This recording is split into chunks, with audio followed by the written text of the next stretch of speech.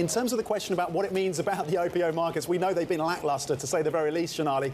Does this kind of open the taps? Does this encourage others to come to markets? How big a deal is this in terms of listings? That's certainly the hope, both for the bankers involved in the deal as well as the IPO market, that horde of companies looking to make it to market. Remember, this would not only be the biggest of the year. We are in a deal drought that is the worst we've seen since 2009. And a company of this size, the largest we've seen this year already is Kenvue, which was about $3.8 billion in the size of listing.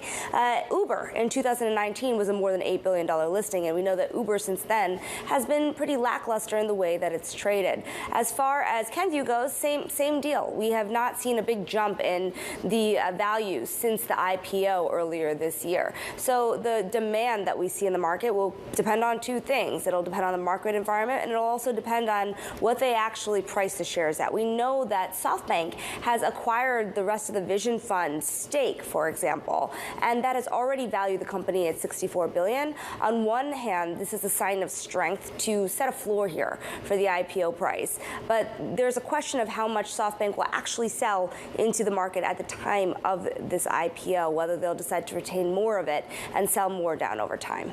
Well, Sonali, let's expand on that here, because if you're looking at kind of the investor appetite for IPOs right now, from a market's perspective, there really isn't any. But this is a massive company that doesn't really have any major competitors. What does a roadshow really look like for this one? Well, one thing about this, too, is they've been in talks with strategic investors. You hinted at this a little bit earlier. Intel, NVIDIA, Amazon.